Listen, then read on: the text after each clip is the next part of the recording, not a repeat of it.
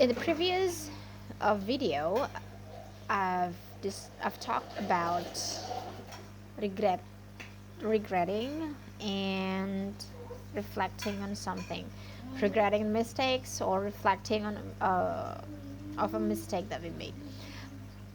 So that discussion deals with decision making. So now I'm going to talk about. I think it's still kind of related to the previous discussion. Um, when we are faced by several options of choices and which choice that we have to make that would be the better decision which can avoid the less risk or consequences. So anyway, today's discussion is about paradox of choice. It's quite heavy heavy discussion, and the articles also has many unfamiliar vocabularies for me, so it's a challenge, but because it's a practice, so that I'm going to so that I can improve my English. So this would be good text and good topics to be discussed. Okay. Paradox of choice. The paradox of choice, a concept popularized by psychologist Barry Schwartz, posits a counterintuitive truth. While having some choice is essential for freedom and autonomy, having too much choice can actually be detrimental to our mental well-being and decision-making process. It flies in the face of the popular belief that an ever-increasing number of options guarantees greater happiness. This cognitive overload fundamentally creates a conflict between our perceived desire for infinite options and our actual capacity to process and benefit from them. This psychological phenomenon causes three primary negative outcomes. The first is decision paralysis, where the overwhelming fear of making the wrong choice among countless alternatives causes individuals to delay, avoid, or entirely fail to make a decision. Second, the second result is lower decision satisfaction. Even after a choice is made, the sheer volume of unchosen alternatives magnifies the opportunity cost, the perceived loss and of benefits from the rejected options, making it making it easy to imagine a better outcome. Finally, the third consequence is increased regret and self-blame. With such a vast selection, people feel personally responsible and self-critical for any poor outcome, believing they should have been able to find the perfect solution. Schwartz identifies two distinct approaches people take when facing decisions. Maximizers are individuals who feel compelled to exhaustively examine every single option to ensure they make the absolute best choice. They suffer the most from choice overload, often experiencing higher anxiety and regret. In contrast, satisfiers are those who simply seek an option that is good enough based on their criteria. Once they find an adequate solution, they stop searching and generally report greater contentment and less regret. To mitigate the negative impacts of this paradox, which is evident everywhere from supermarkets' hundreds of cereals to a complex retirement plan's investment options, individuals must consciously manage their approach. Strategies include adopting the mindset of a satisfier, setting clear and manageable standards for what constitutes an acceptable outcome, and employing filtering or routines to, to drastically reduce the initial set of options before beginning the evaluation process. Ultimately, freedom and happiness come not from an infinite selection but from a limited and manageable one. So that is the text. See, there are a lot of difficult vocabularies that I don't understand the meaning of the vocabularies, but um, well, more or less, I could grab the interpretation of this text. Okay, so there are 8 questions, 10 questions that I'm going to answer to see if I do understand the text or not by answering these questions.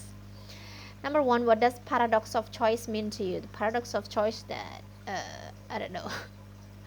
Based on my understanding of the text, paradox of choice is that we are faced by several options of choices, and then we have to choose which choice that is best.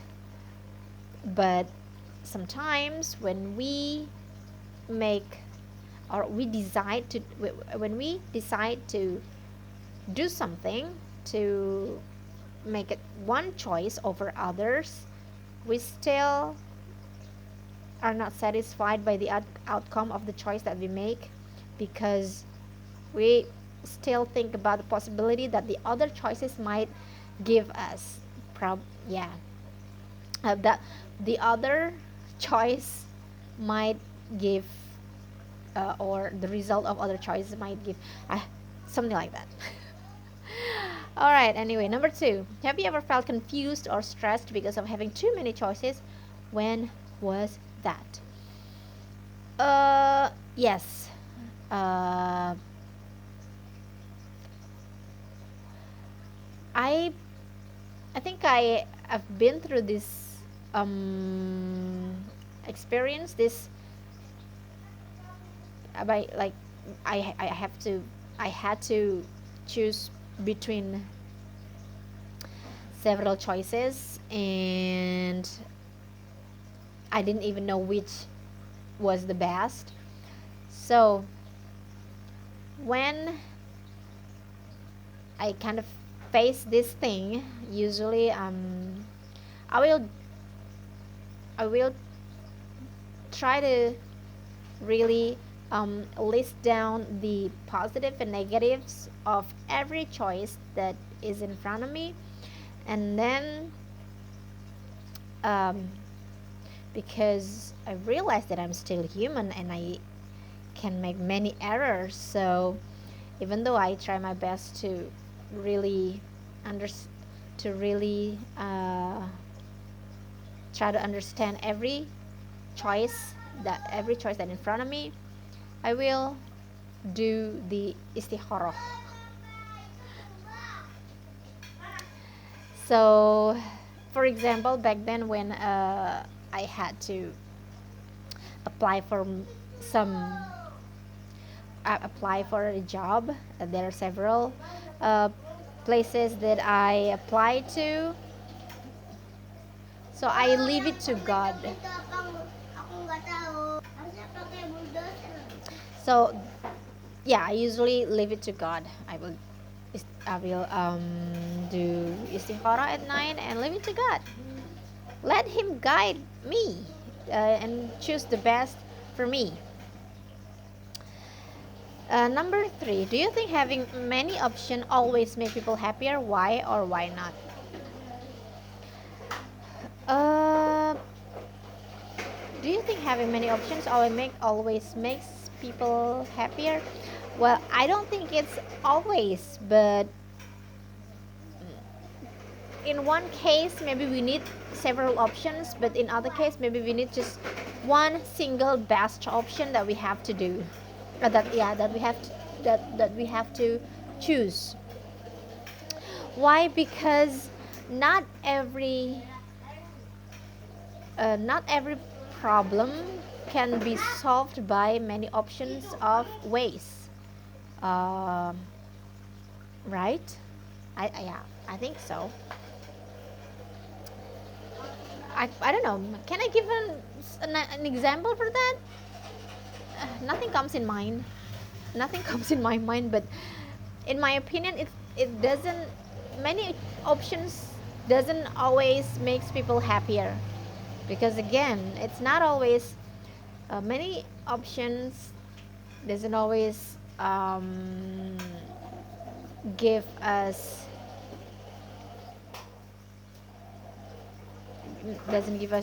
doesn't always give us chance to choose the best one over others. All right, number 4. Which situation usually gives you decision stress? Shopping, choosing a career, or making personal decisions? Number 4. Which situation usually gives you the decision stress? Book shopping. Book shopping is always stressing for me.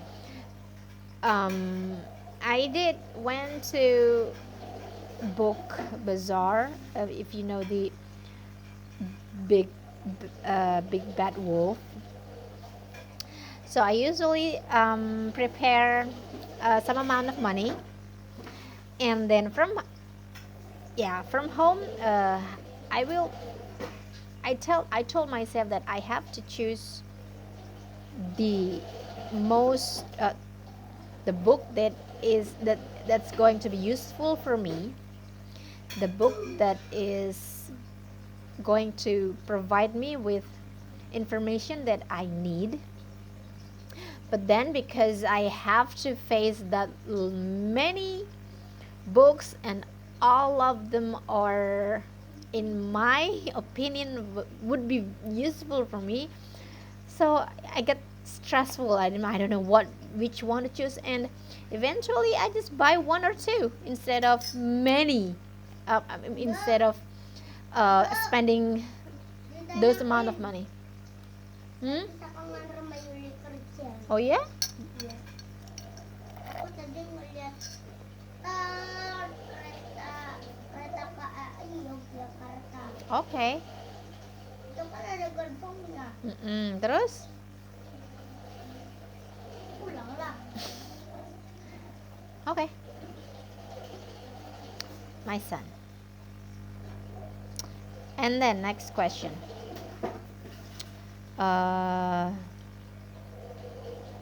Yeah, shopping always makes me uh, gives me stress. Even as simple as grocery shopping, because because it's the, I will be I will get confused. What am I going to cook after this? There are a lot of a lot of ingredients in front of me. Will it be chicken? Will it be fish? Will it be meat? Will it be spinach? Will it be broccoli? Yeah. Number 5. How do you usually make a decision when there are too many options? How do you usually make a decision when there are too many options? I will choose one which is the most relevant to the situation that I am facing at that moment. For example, if I go shopping, grocery shopping, and then in front of me there are many ingredients, and then when you receive, like, for example, fish and meat and chicken and other things, many type of dish come in my mind, and then I like to make rawon. I like to make what is it? Probably a chicken soup or many things. But then I think through again, I look back on yesterday's, what have what was my menu within the past 3 days, for example. Then the menu that I haven't made within for the past 3 days, then I'm going to choose that. So yeah. Number 6, why do people often regret their choices even after making a good decision? Because I think, why do people often regret their choices? They they're dwelling on the the probability of result that might come from the different option of choice. For example, grocery shopping. For example, I when grocery shopping, for example, uh, I had to choose between spinach and broccoli, and then for example, I choose spinach, and then when I back home, I didn't get a chance to cook it immediately, and I store it in a fridge. And then the next day, when I want to cook it, then the spinach kind of withered, and it's not fresh again. And then I would probably regret, because I should have bought the broccoli, bro- if, because when I store broccoli in the fridge, it's going to last longer more than spinach. Yeah, that's the kind of regret people usually feel, because they might think of other option would give better result from the previous choice that that person made, while actually that person has made the best choice. Because, for example, if I just bought the spinach, then I know that spinach need to be cooked right away, right? So if I just cook the spinach right away, then yeah, there won't be any regret, there won't be any mistake. So okay. Number 7, how can social media make the paradox of choice worse? Oh yeah, because there are many options in social media, and sometimes if people cannot filter which information that is actually needed instead of wanted, then um, social media user will be kind of confused that with those many informations. So I think it's also important to really digest informations. We can read many information from any social media, but then we have to have filters. Which informations do we need? Which information are actually related to our situation? Which information is actually relevant to our life? Number 8, do you think modern life gives us too many do you think modern life gives us too much freedom of choice? I think so. I think so. Um,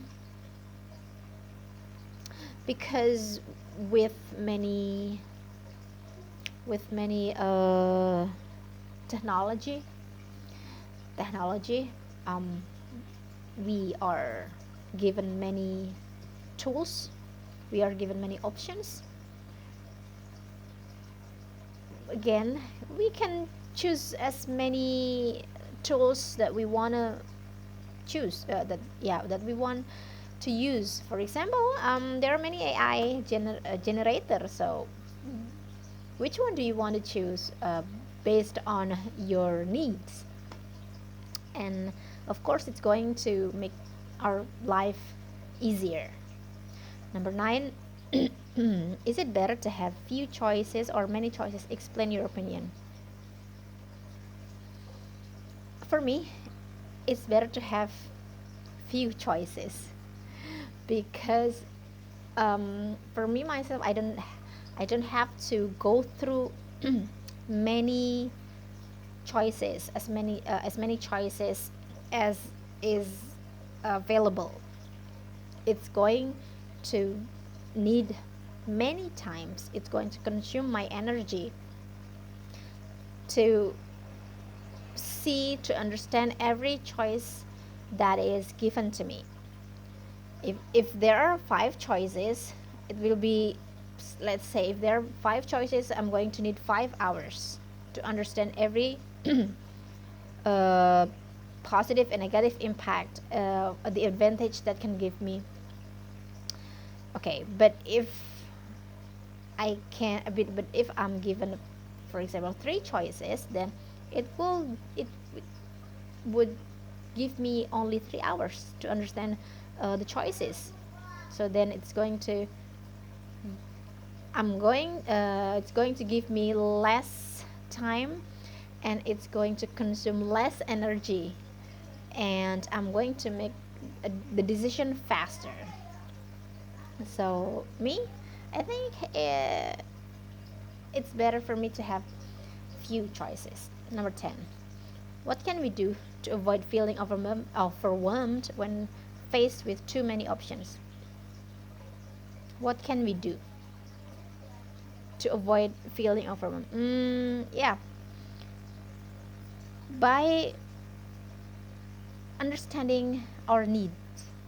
By understanding our need, then if we understand what we actually need, and if we understand our real situations, then we're going to choose or filter the choices or options that truly related to what we need, and uh, the situations that we are in.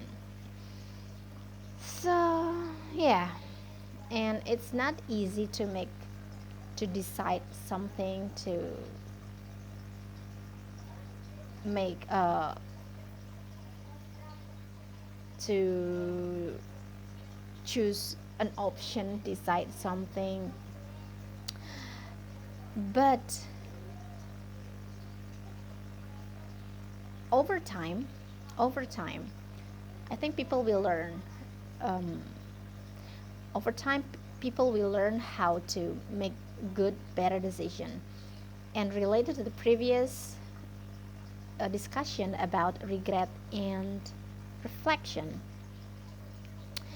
if we are able to reflect to our mistakes, then as the time goes by, it will give us understanding, or it will give us, I don't know, wisdom to make better decision in the future. That's it.